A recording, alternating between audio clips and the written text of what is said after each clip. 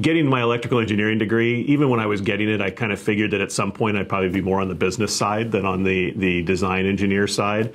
I did spend 7 years working more as an engineer in the military, and then when I got out, I kind of transitioned by that point into more of a marketing and business leader role, and then spent 19 years at Tektronix, and it was a great place to kind of grow up in business and in the test and measurement world, which is its own unique kind of space. So it feels like it prepared me pretty well to be here. Still lots to learn here in the audio space, but outside of that, the kind of things customers are doing is very similar to what I've done for the last 20 years in tech. You know, I came in with the thought of, well, you know, we'll start by building out a strategy, and that's probably something that I can really help with. I just spent a lot of time with that at Tektronix.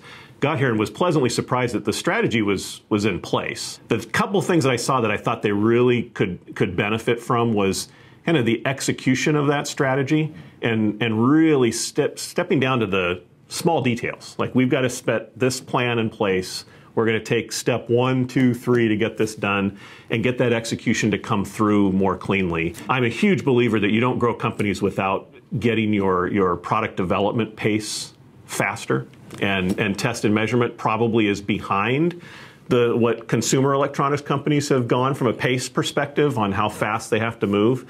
And so that's something that we've really focused on.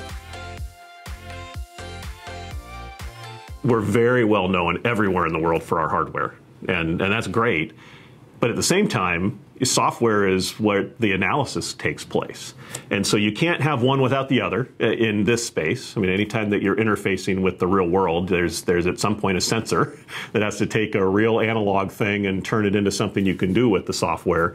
But you have to have that whole space and touch everyone. I just think if you don't get to that part of the market, you're exposing yourself as a company over time to having people decide that they maybe don't need your hardware at the same level. And at some point, people can catch up on hardware. It's critical. I mean, you just can't do it without being out in front of customers. So you certainly take a big chance. You know, some people are very lucky and they out of the blue create some idea and invent it and take it to market and it works.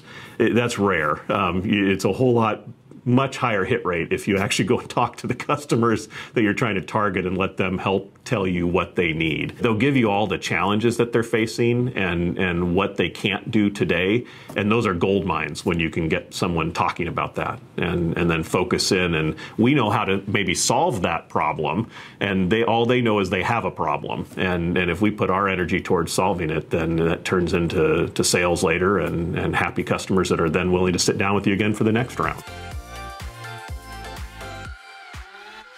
I love product development. That's really my background. That's what I come from. So I get really excited about seeing new things coming to market and the joy that people have when they create something new and then take it out and you start getting the first sales of it and people that have spent the last 12, 18 months inventing that, getting the pleasure of seeing that. So that's probably a part that I really, really enjoy. I like the creativity that you see when you go and talk to customers and what they're working on and being able to get involved with that and problem solving. I think that kind of comes from my engineering background. Most engineers are problem solvers at heart, and that's kind of what I see myself spending time on when I'm happy.